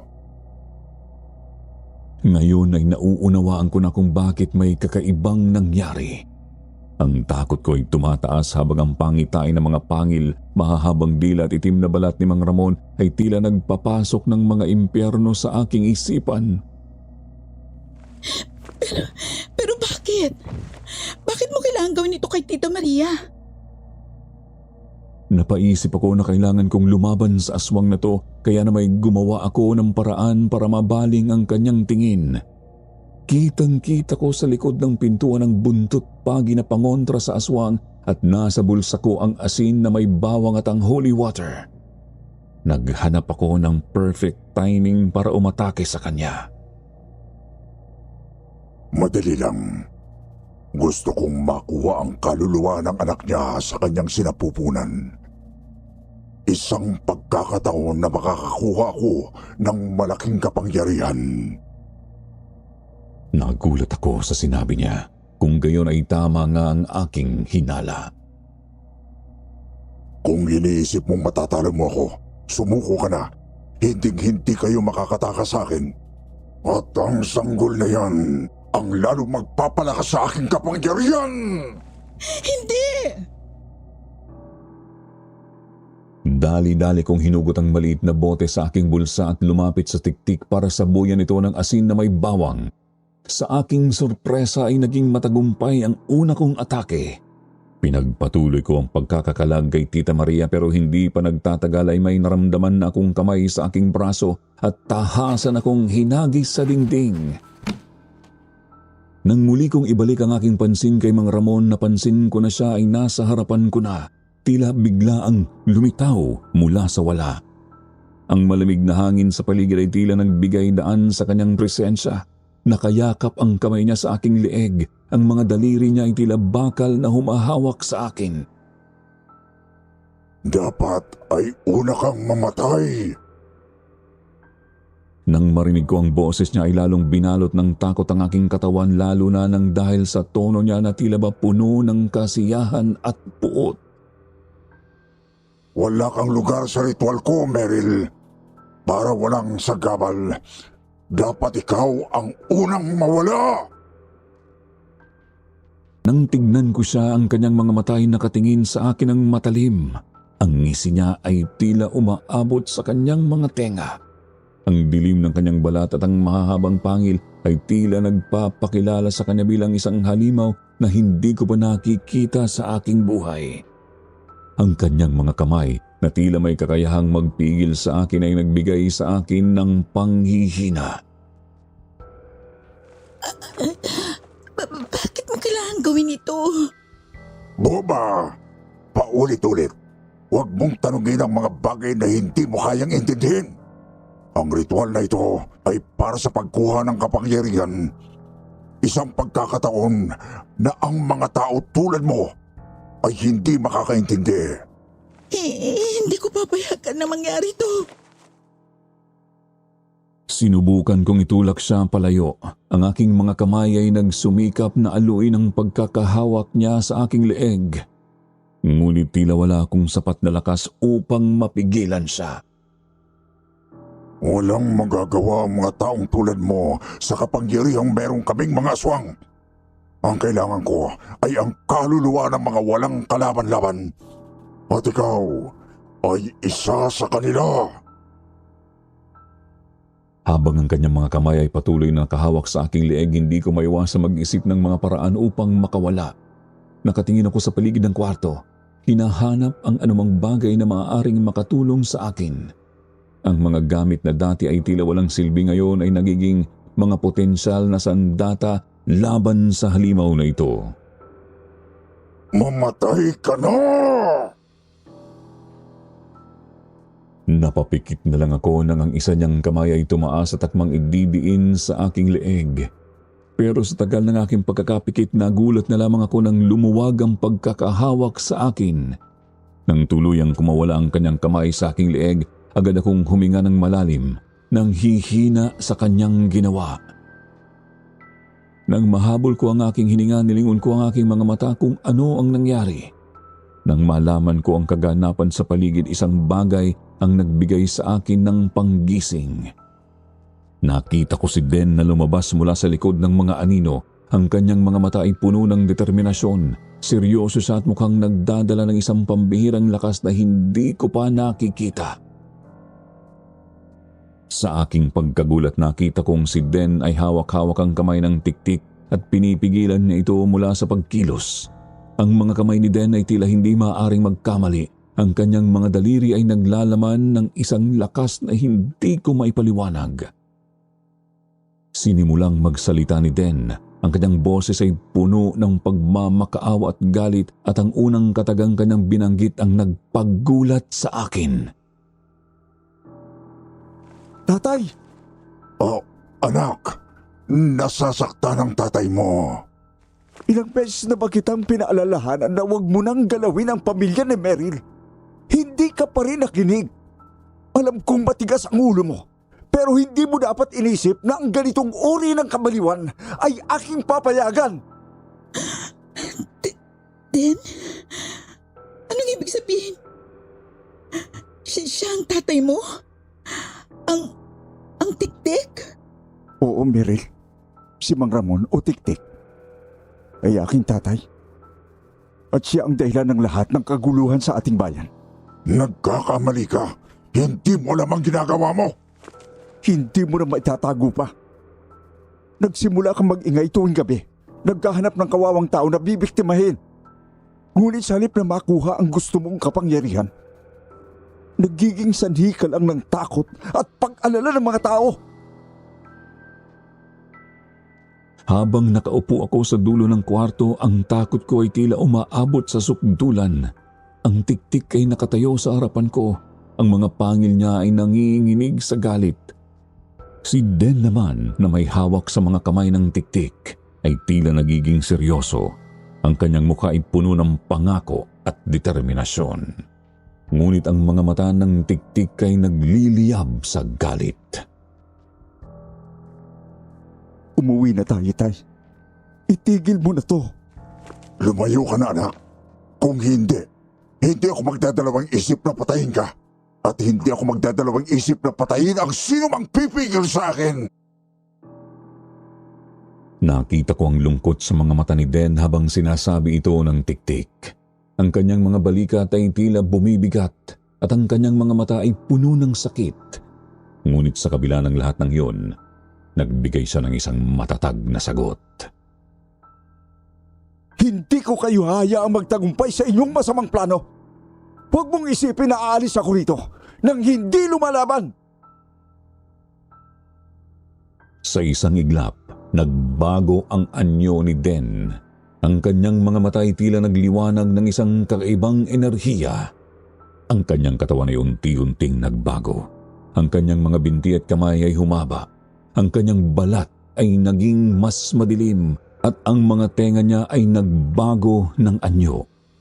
Ang kanyang mga pangil ay naglabasan at sa ilalim ng aking mga mata, siya ay nagbago mula sa isang ordinaryong tao patungo sa isang kapre. Ang kapre na matagal ko nang kinatatakutan. Ang kanyang bagong anyo bilang kapre ay puno ng lakas at determinasyon. Ang kanyang mga mata ay naglalaman ng isang bagong uri ng kapangyarihan. Isang kapangyarihang handang ipagtanggol ang pamilya at bayan mula sa kasamaan. Ang kanyang mga pangil ay tila nagbigay sa kanya ng lakas na hindi ko maipaliwanag. At ang kanyang presensya ay lumalakas sa bawat sandali. Hindi mo na magagawa ang iyong plano. Ang kapangyarihang ito ay ginagamit ko upang ipagtanggol ang mga inosente at tiyakin na ang inyong masamang plano ay hindi magtatagumpay. Nagbigay siya ng isang pangitain na hindi ko makakalimutan. Isang kapre na puno ng lakas at tapang, handang sumalungat sa mga puwersa ng kasamaan. Ang Tiktik na nakita ang pagbabago kay Den ay tila nabigla at nagkaroon ng takot sa kanyang mga mata. Hindi ko inaasa na meron kang ganitong uri ng kapangyarihan. Paano mo nakuha ang kapangyarihang ito? Sabi mo ay wala kang pangitain ng isang aswang. Dahil sa iyo, ay naging mahirap sa akin mamuhay ng normal, pero nagawa kong labanan ang kademonyohan na pinamana mo sa aking dugo. Gusto ko lang mamuhay ng normal. Pero ikaw na inaasahan kong tutulong sa akin, ay siya pang magtutulak sa akin para maging isang masamang tao. Kahit kailan ay hindi naging masama ang maging aswang. Isa yung biyaya na pinagkaloob ng ating Diyos. Habang ang tensyon sa pagitan ng kapre at Tiktik ay tumataas, ang bawat galaw at reaksyon ay tila nagpapakita ng isang mas malalim na hidwaan. Ang presensya ni Den bilang kapre ay nagbigay sa akin ng pag-asa na maaring may paraan pa upang mapigilan ang lahat ng ito. Tama na to. Umalis ka na sa bahay na to. At huwag ka nang manggagambala pa ng iba. Habang ang tensyon sa kwarto ay tila naglalaman ng lahat ng pag-asa at takot, napansin ko ang biglang pagbabago sa pagitan ni Den na ngayon ay isang kapre at ni Mang Ramon. Ang kanilang labanan ay hindi lamang isang pisikal na engkwentro kundi isang salamin ng kanilang mga katangian at layunin. Nang magsimula ang laban, ang kapre na si Den ay malakas at mataas. Ang kanyang katawan ay punong-puno ng mga kalamnan na tila handa na sumugpo sa anumang pagsalungat.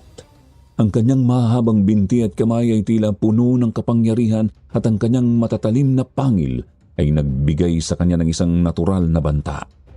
Ang bawat hakbang niya ay tila may malakas na tunog na nag-uudyok sa kanyang kalaban na mag-ingat. Ang tiktik sa kabilang banda ay isang madilim na nilalang na may pangil at mahahabang dila.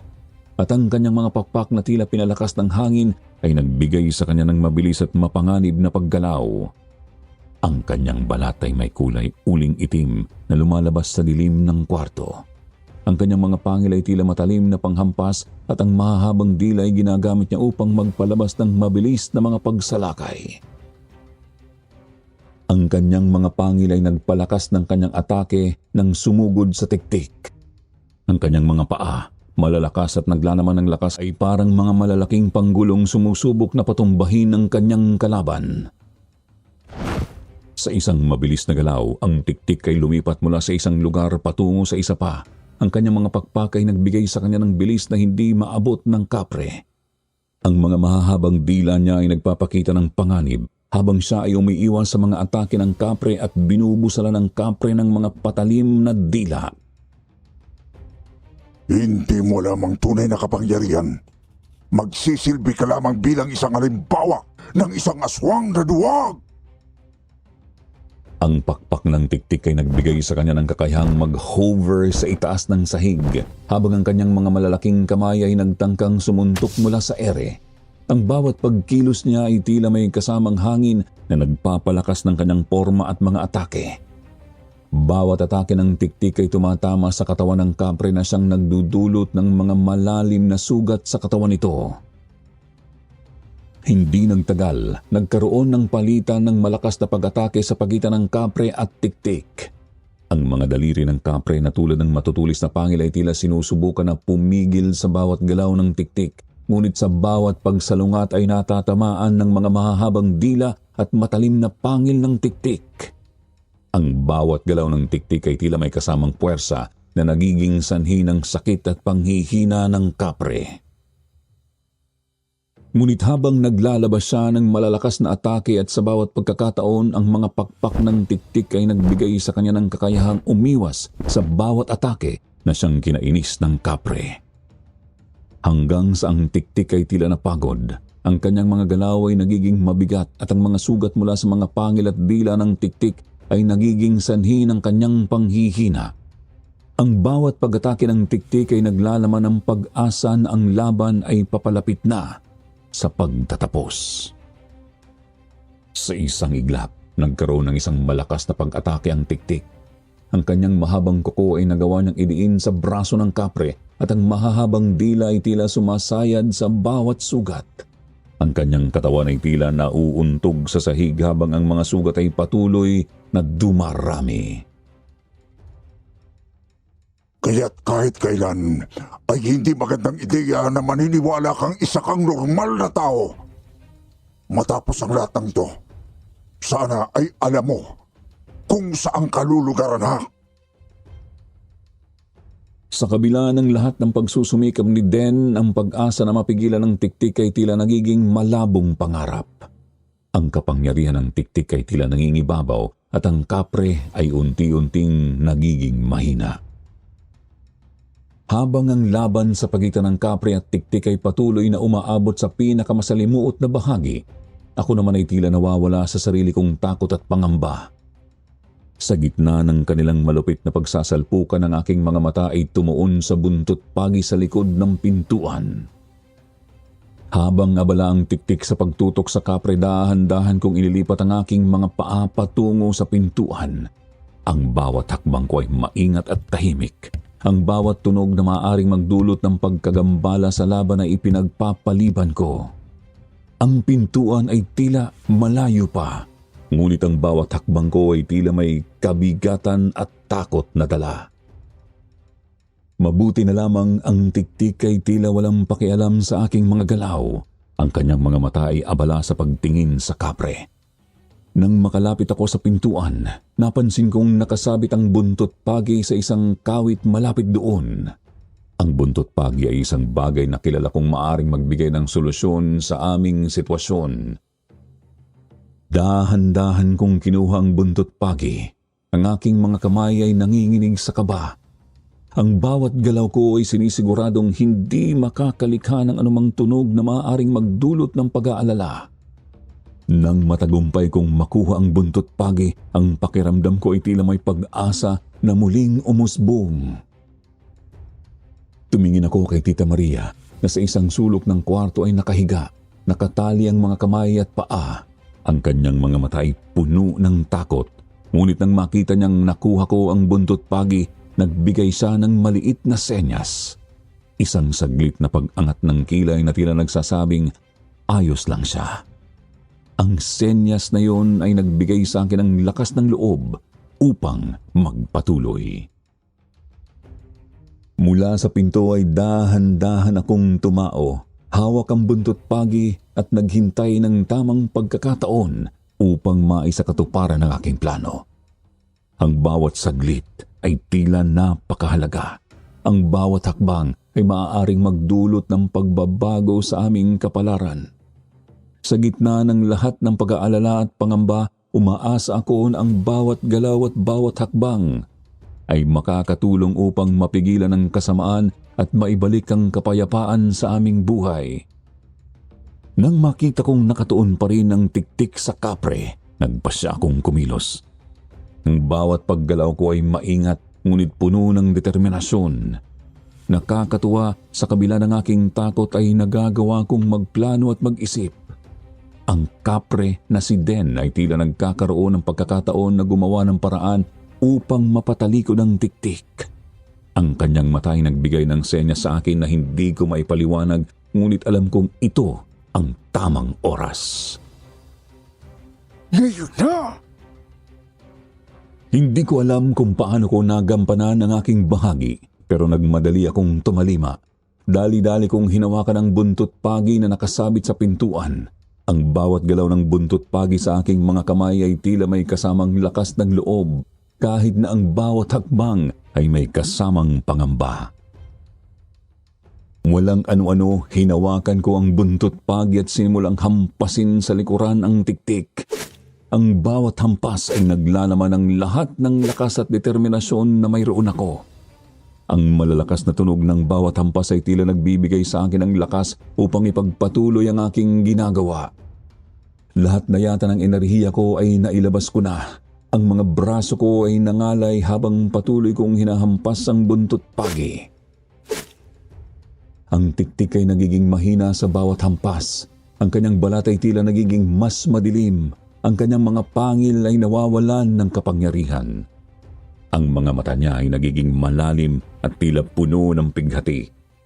Nagpumiglas siya sa bawat hampas at ang lahat ng iyon ay naging dahilan para lalong manghina ang kanyang lakas.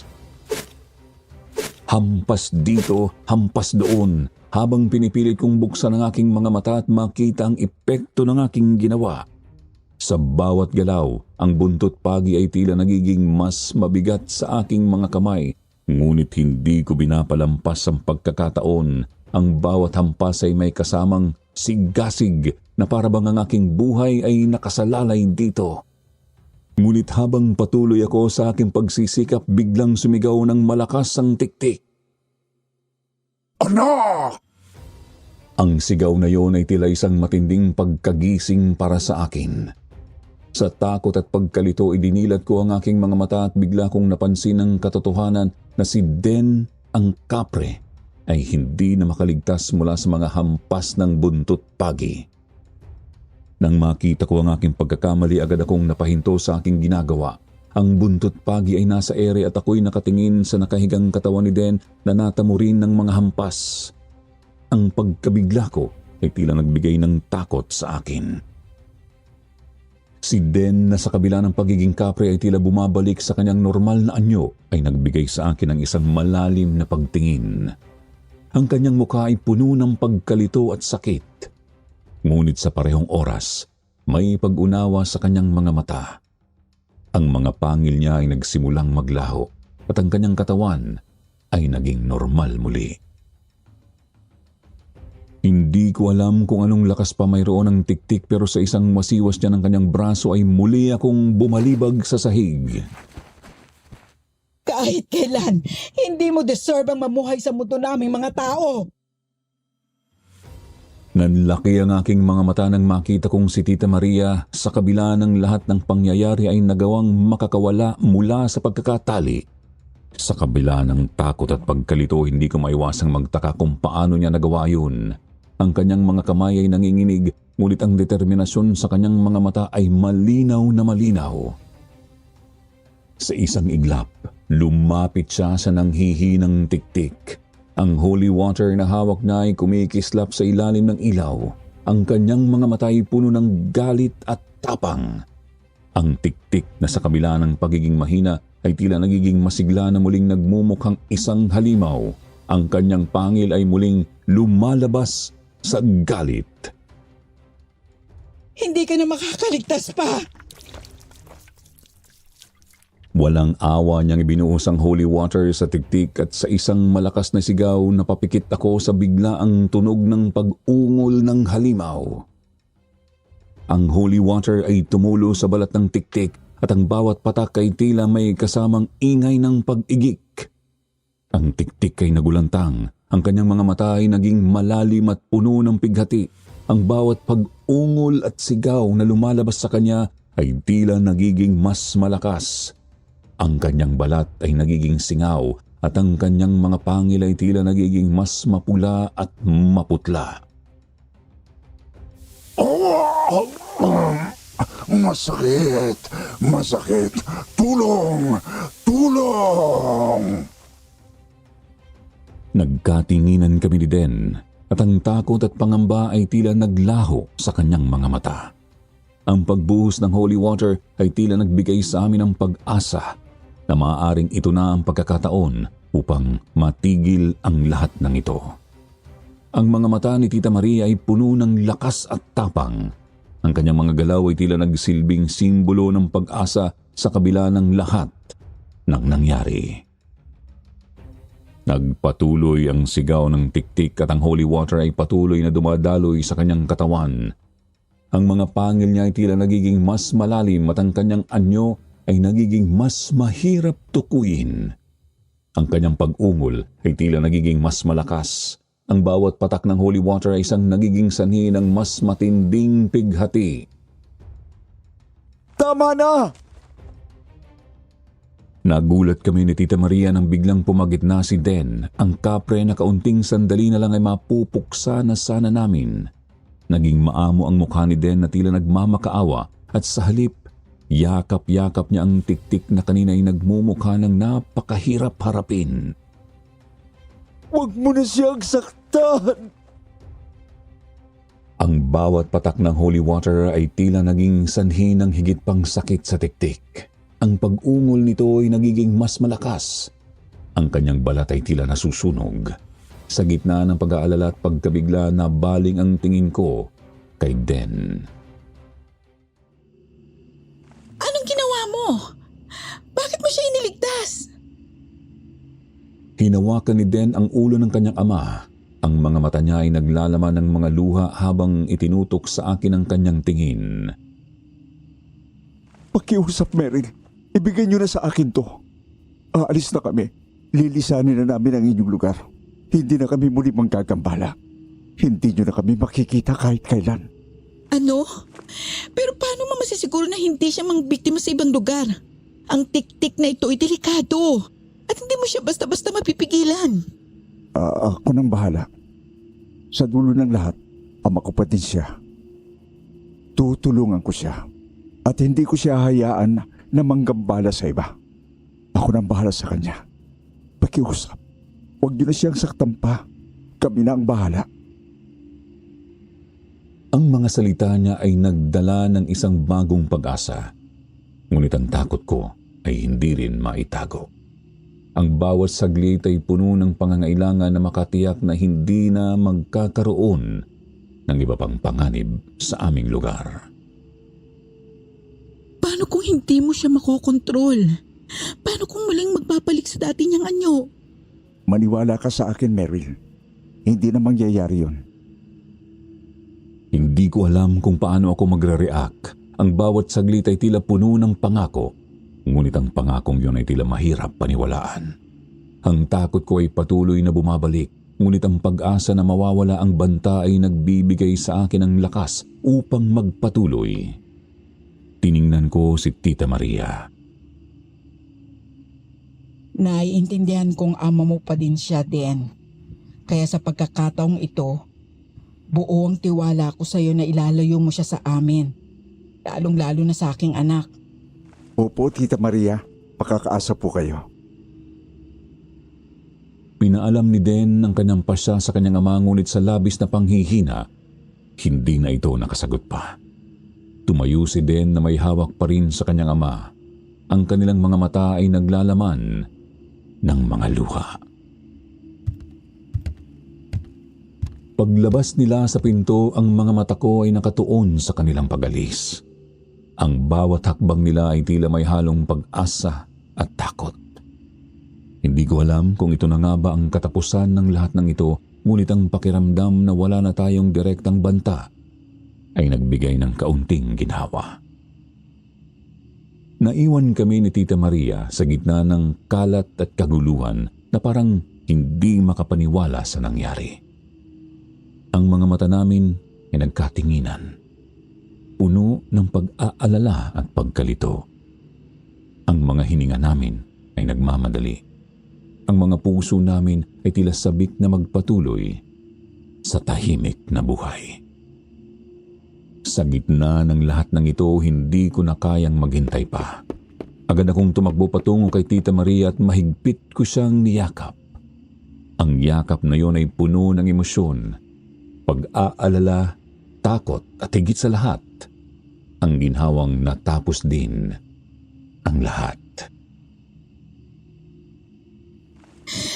Tita Maria, Mary, pasensya na ha. Hindi ko naisip na ganito magiging lahat. Patawad na hindi kita agad pinaniwalaan tungkol sa mga aswang. Patawad. Patawad. Ang mga luha ko ay hindi na mapigilan. Ang bigat ng lahat ng nangyari. Ang takot at pangungulila na nakatanggap sa aking dibdib ay napakalakas. Ang pagyakap ko sa kanya ay tila paraan ng pagsabing ayos na ang lahat. Isang pasasalamat na natapos na ang lahat ng ito nang buo pa rin kaming magkasama. Si Tita Maria ay naglalaman ng kalungkutan at pag-unawa sa kanyang mga mata. Ang kanyang mga kamay ay mahigpit na nakayakap sa akin. Ang kanyang katawan ay nanginginig, ngunit may halong tapang at pagmamahal. Meryl, huwag kang mag-alala. Hindi ko sinasadya na hindi ka paniwalaan. Sa totoo lang, hindi ko alam kung anong gagawin ko.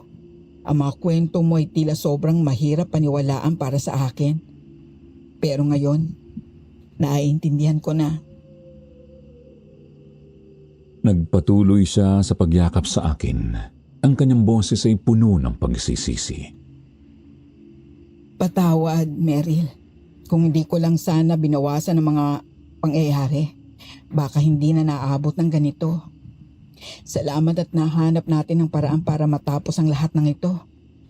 Salamat sa tapang mo. Habang magkayakap kami, ang bawat minuto ay tila umaagos ng pagkasisi at kapatawaran. Ang bigat ng takot ay unti-unting nawawala. Ngunit alam kong maraming bagay pa ang dapat harapin. Okay lang, tita. Intindihan kita. Huwag mo nang sisihin ang sarili mo. Lahat naman ng to hindi natin ginusto. Salamat. Salamat. Paano na ang mga susunod na araw? Anong gagawin natin para siguraduhin hindi na mauulit ang ganitong bagay? Hindi ako magsisinungaling dahil sa totoo lang ay hindi ako maniniwalang safe ka pa dito, tita. Ngumiti si Tita Maria.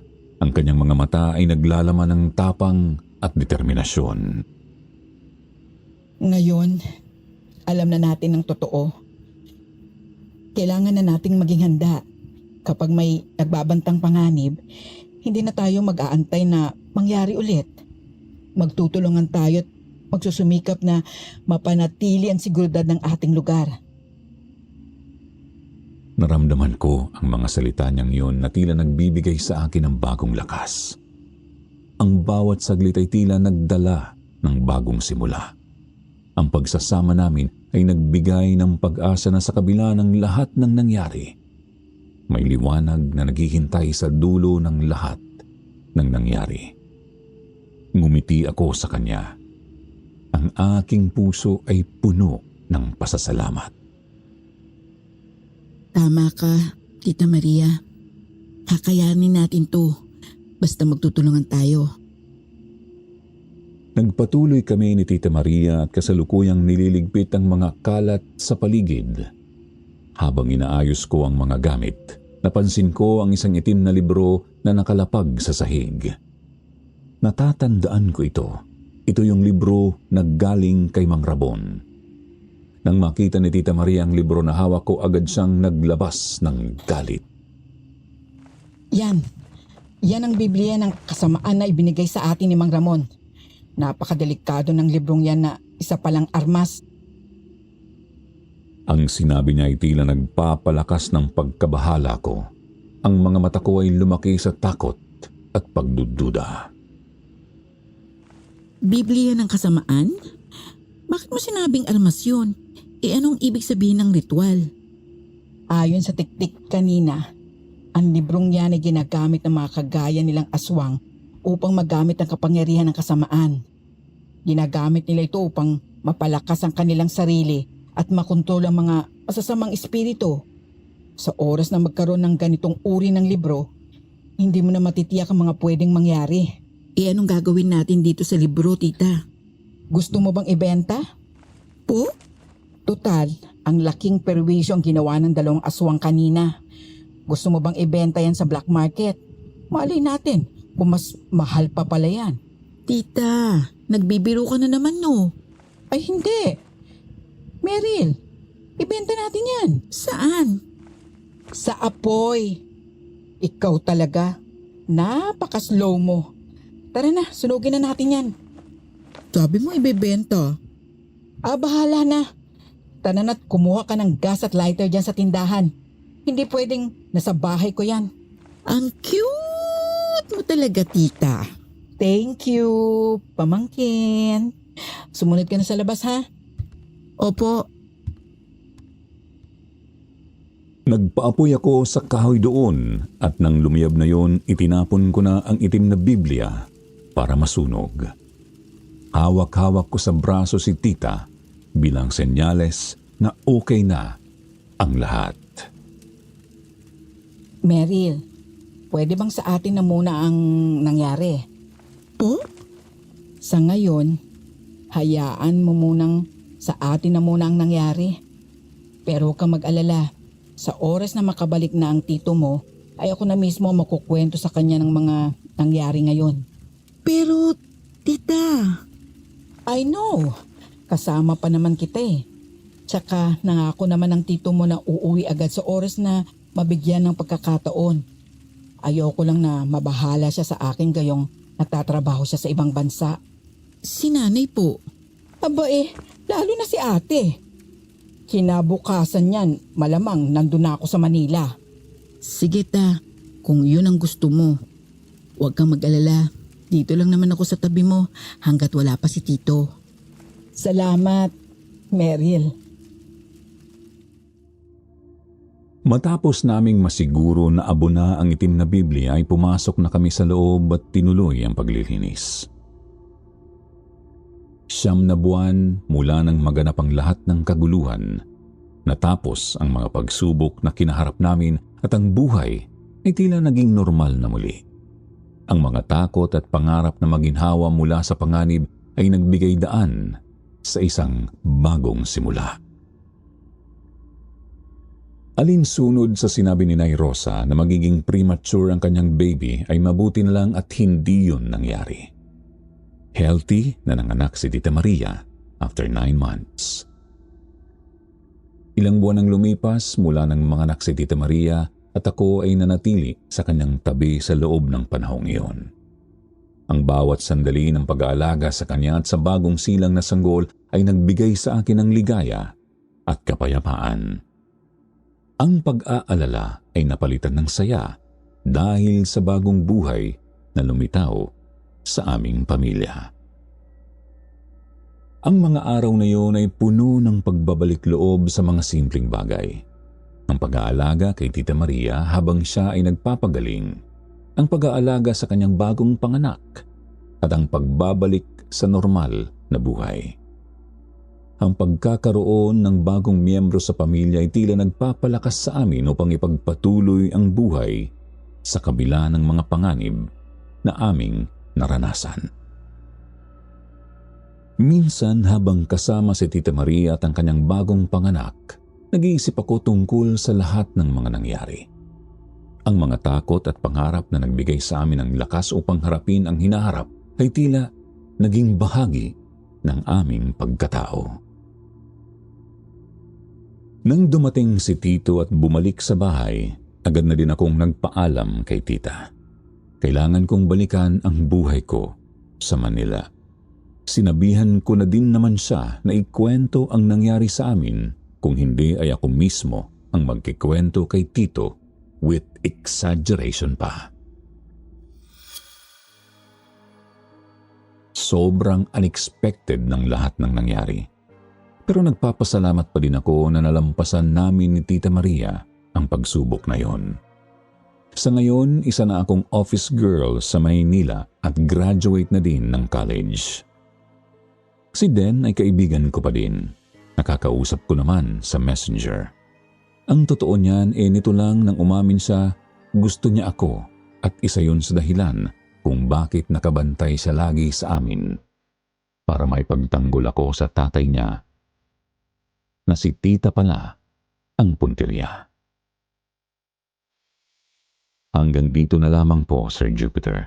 Maraming salamat sa pagkikinig sa aking kwento. Sana na-enjoy niyo po. Paalam hanggang sa muli.